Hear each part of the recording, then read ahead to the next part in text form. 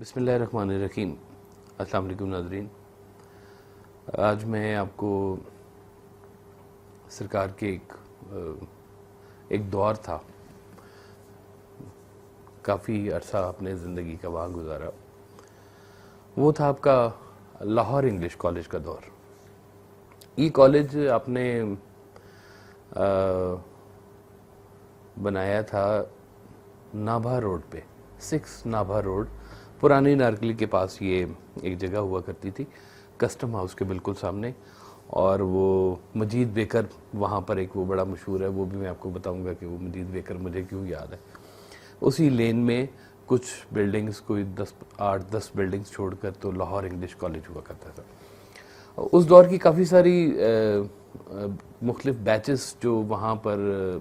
پڑھ کے نکلتے تھے، ان بیچز کی کئی تصاویر بھی ہمارے پاس محفوظ ہیں، وہ بھی میں آہستہ آہستہ آپ سے انشاءاللہ تعالیٰ وہ بھی شیئر کروں گا۔ اور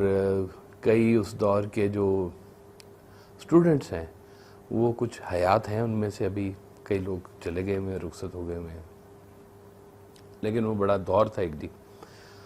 اس دور میں مختلف لوگ بھی اس موضوع کے اوپر بات کریں گے۔ لاہور انگلش کالج کا بہت بڑا دور تھا جہاں پہ آپ نے پڑھانا شروع کیا۔ آپ بی اے کو انگلش پڑھایا کرتے تھے، ایف اے کو پڑھایا کرتے تھے، ماسٹرز کو بھی پڑھایا کرتے تھے، اور اسٹوڈنٹس کی ایک کثیر تعداد وہاں پر ہوا کرتی تھی۔ میں اپنے بچپن کے حوالے سے، کیونکہ میری ایج اس وقت کافی چھوٹی تھی، تو تقریباً میرا خیال ہے جی یہ کوئی 80 میں کالج جو تھا جی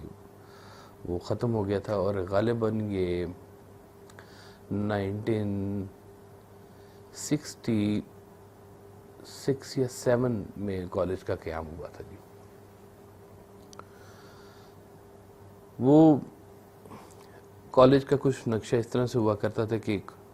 چھوٹی سی گلی اندر داخل ہوتی تھی، لیفٹ سائڈ پہ سرکار حضرت واصف علی واصف رحمۃ اللہ علیہ کا آفس ہوا کرتا تھا۔ آفس کے بعد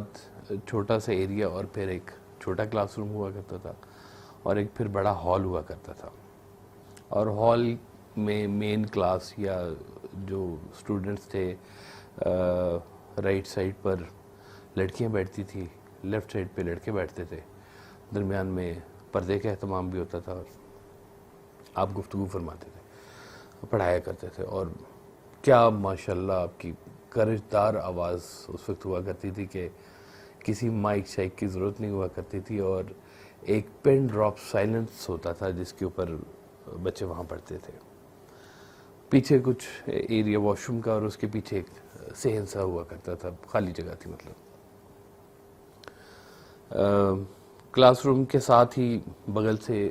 اوپر لیفٹ سائڈ پہ سیڑھیاں اوپر جاتی تھی، رستے میں ایک سیڑھیوں کے درمیان میں ایک چھوٹا سا کمرہ ہوا کرتا تھا جس کو لائبریری کہتے تھے۔ وہاں پہ سرکار کی کتابیں اور لائبریری، ایک پوری پراپر لائبریری بنی ہوتی تھی، اسٹوڈنٹ سے ریلیٹڈ بکس ہوا کرتی تھی وہاں پر۔ اس لائبریری کے جو ہیں وہ بہت ساری کتابیں ہمارے پاس رہی بھی ہیں، کچھ میں نے دی بھی ہیں لوگوں کو۔ ان کے اوپر سٹیمپ بھی ہوا کرتی تھی لاہور انگلش کالج کی، اور اس کا وہ ایشو نمبر اور کارڈ شارڈ اس طرح کی چیزیں بنی ہوئی تھی ساری کی ساری۔ اور اس سے اوپر والے ایریے میں جو تھا وہ رہائش رکھی ہوئی تھی۔ تو مجھے یاد ہے کہ رہائش گلشن روی میں بھی تھی اس وقت، 22 فردوس کالونی میں، اور نابھا روڈ پر بھی جو تھی وہ آپ نے رہائش رکھی ہوئی تھی۔ تو میں گلشن روی بھی رہا کرتا تھا، اور مجھے نابھا روڈ میں بھی یاد ہے کہ والدہ کے ساتھ میں وہاں پر بھی کچھ عرصہ رہا ہوں۔ اور مجھے بڑی اچھی طرح اس لیے یاد ہے کہ وہاں پر ایک سرکار کا ایک خادم ہوا کرتا تھا، اس کا نام تھا شاہ ولی، حیات ابھی خوشاب میں آج کل۔ تو شاہ ولی کے ساتھ جو ہے وہ میں نے جی اکثر اس کو پکڑ کے تو میں لے جاتا تھا وہ مجید بیکرز، تو وہاں سے وہ میں بسکٹ لے آتا تھا۔ بل شل کا تو مجھے پتہ کوئی نہیں ہوتا تھا، تو میں جا کے وہ اپنی شوق سے وہ بسکٹس وغیرہ لے کے آیا کرتا تھا۔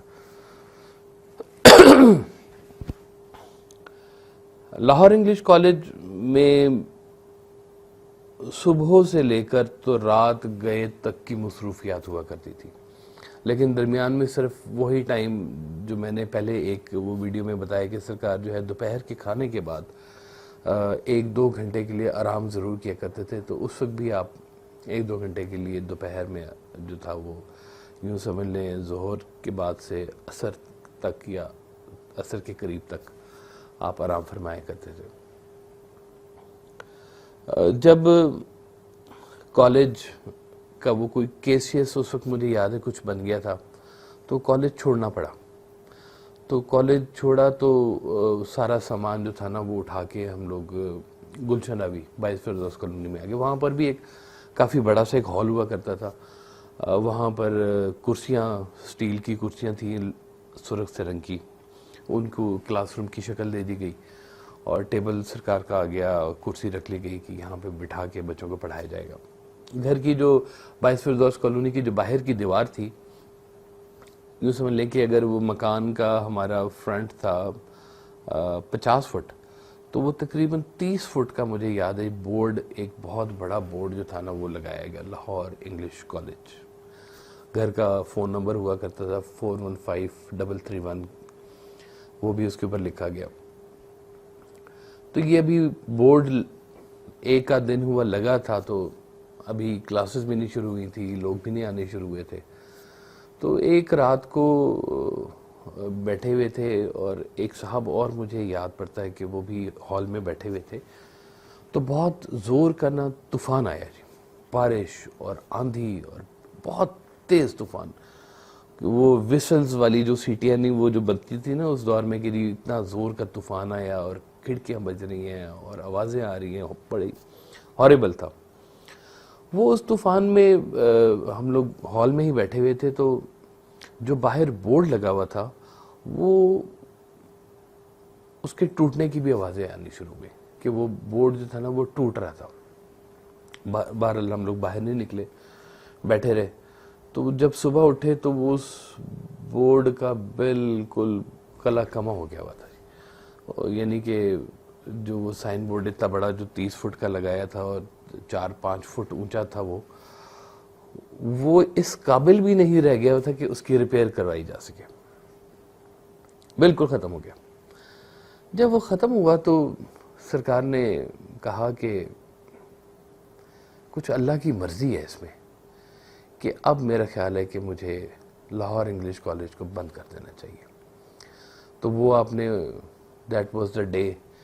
آپ نے اس کو اللہ کی مرضی سمجھا اور لاہور انگلش کالج کا پھر اس روز اختتام ہو گیا۔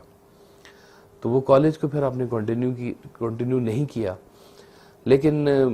وہیں پر پھر 22 فردوس کالونی میں ہی محفل کا بھی آغاز ہو گیا، گفتگو بھی شروع ہو گئی، اور پھر ہم نے سرکار نے وہاں پہ ایک سکول بنایا تھا جی، اس سکول کا نام تھا واصف آئیڈیل سکول۔ وہ سکول بھی تقریباً کوئی 6-7 سال کے قریب وہ سکول رننگ میں رہا ہے، اور بڑی اس کی اچھی ریپو ہو چکی ہوئی تھی۔ میں بھی ان دنوں میں ایف اے کر چکا ہوا تھا، تو مجھے بھی درمیان میں موقع دیا گیا کہ میں بھی کچھ بچوں کی انگلش کی کلاس لیا کرتا تھا وہاں پہ۔ تو ایسے ہی مجھے بس شوق تھا، تو مجھے کہا کہ یہ کورس کو تیار کرو اور تم بھی پڑھایا کرو، کلاس ہے تو میں پھر وہاں پہ جایا کرتا تھا۔ لیکن 6-7 سال کے بعد وہ جو واصف آئیڈیل سکول تھا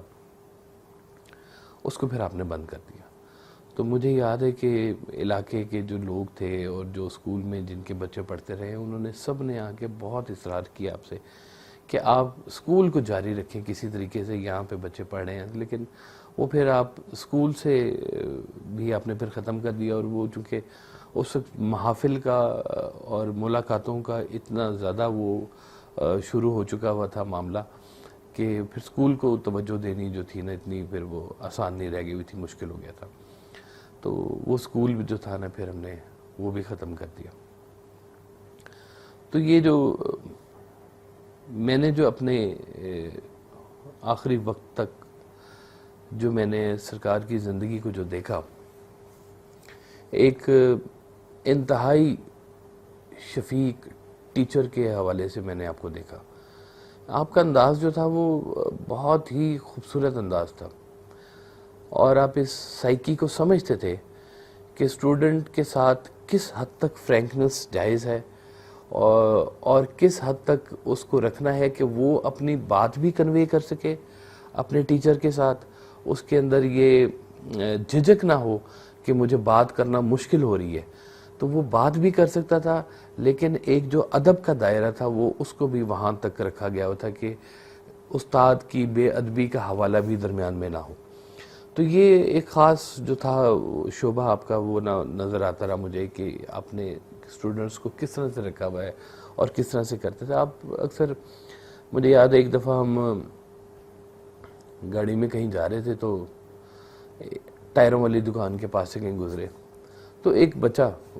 اکثر آپ نے بھی دیکھا ہوگا کہ ٹائروں کے اوپر چھوٹے چھوٹے بچے کام کر رہے ہوتے ہیں، پنکچر لگا رہے ہوتے ہیں اور اس طرح سے، تو آپ نے وہ بچے کو دیکھا نا، تو آپ نے کہا کہ کتنے سارے بچے ہیں کہ جو صرف استاد کی مار کی وجہ سے پڑھتے نہیں ہیں، کہ یہ پوچھا جائے گا شاید ان سے بھی کبھی کہ جو استاد اتنی سختی اور ہاتھ اٹھانا اور بچوں کو مارنا اس حد تک جاہلانہ انداز میں، میں نے اپنی آنکھوں سے یہ سارے معاملات ہوتے دیکھے ہیں۔ میں نے کئی ایسے اساتذہ دیکھے ہیں کہ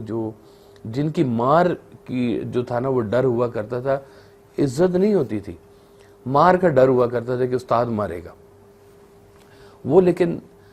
ایسے جو ہے نا وہ تعلیم یا علم جو ہے وہ آگے ٹرانسفر نہیں ہوتا۔ تو وہ آپ کہتے تھے کہ یہ جو بچے ہیں یہ استاد ان کو اچھا نہیں ملا، ان کو استاد کی مار پڑی اور یہ اسکول چھوڑ کے بھاگ گئے اور آگے پڑھ نہیں سکے۔ تو یہ بھی ایک المیہ ہے کہ استاد بھی آج اس جگہ پر نہیں اس طرح سے کھڑا ہوا۔ اب تو خیر میں دیکھتا ہوں کافی بہتر ہو گیا، لیکن درمیان میں ایک دور ایسا آیا تھا کہ واقعی یہ سرکاری اسکولوں میں، میں خود سرکاری اسکول کا پڑھا ہوں، تو سرکاری اسکولوں میں جو ہے وہ بچوں کو میں نے استاد ہاکی سے میں نے مارتے دیکھا ہوا ہے جی، اور وہ بینت والی ایک چھڑی ہوتی تھی جس کے اوپر ٹیپ بھی لگی ہوتی تھی، اور وہ اتنی زور سے وہ چھڑی مارتا تھا کہ کئی دن جو ہے وہ ہاتھ کے اوپر جو وہ نیل ختم نہیں ہوتے تھے، درد ہوتی رہتی تھی، لکھنا مشکل ہو جاتا تھا۔ تو استاد، آپ نے ایک اچھا اور قابل استاد کیسے ہوتا ہے یہ بن کے بھی دکھایا، اور اس کے بارے میں پھر آپ نے لوگوں کو گائیڈ بھی کیا۔ ایک محفل تھی، اس محفل میں ایک خاتون تھی، پرنسپل تھی، تو انہوں نے اس حوالے سے کہا کہ جی بچے نا قابو نہیں آتے اگر ان کو جو ہے نا وہ پھینٹی نہ لگائی جائے۔ تو آپ نے کہا کہ دیکھو یہ ابھی بات کہہ دی ہے، یہ دوبارہ بات نہ کہنا، کیونکہ جب استاد بچے کے اوپر ہاتھ اٹھاتا ہے تو وہ اپنی شکست کا اعلان کرتا ہے کہ میرا پیشنس لیول ختم ہو گیا ہے اور میں نے اب تمہاری ٹھکائی کرنی ہے، کیونکہ اب میری زبان جو ہے وہ تمہیں کنونس نہیں کر سکتی، لہٰذا میرے ہاتھ تمہیں اب کنونس کریں گے۔ تو آپ نے کہا کہ یہ استاد کی جو ہے نا یہ شکست ہے کہ وہ بچے کو جب مارنا شروع کر دے، اس کے ہاتھ چلنا شروع ہو جائیں، تو اس کا مطلب ہے اس کا دماغ اور اس کی زبان جو ہے وہ نہیں چل رہے، لہٰذا اب اس کے ہاتھ چل رہے ہیں۔ کنونسنگ پاور جو ہے وہ استاد کی اس طرح کی ہونی چاہیے کہ بچے جو ہیں وہ استاد کے ساتھ اپنی بات کو شیئر کر سکے، کیونکہ میرے والد محترم جو تھے وہ استاد بھی رہے، اور جو اپنے بچوں کے ساتھ پھر جو ان کی تربیت کا حوالہ رہا وہ بالکل ایسے ہی رہا کہ ہم لوگ اتنے فرینک تھے کہ ہم اپنی بات دل کھول کے کر لیتے تھے آپ کے ساتھ، اور ہمارے اندر اتنا ادب بھی موجود تھا کہ اس بات سے بھی ہم لوگ ڈرتے تھے کہ کہیں میری کوئی ایسی بات سرکار کو پتہ نہ لگ جائے جس سے وہ برا محسوس کرے۔ تو یہ ادب کا اور فرینکنس کا جو لیول ہے یہ بڑا ہی ضروری ہے کہ مینٹین کیا جائے۔ کرن سورج میں سرکار نے اس کا ایک بڑا خوبصورت جملہ لکھا ہے کہ ہم اپنی اولاد کو بہت کچھ سمجھانا چاہتے ہیں اور وہ نہیں سمجھتی، اور ہماری اولاد ہمیں بہت کچھ سمجھانا چاہتی ہے اور ہم نہیں سمجھتے۔ اللہ آپ کو سلامت رکھے۔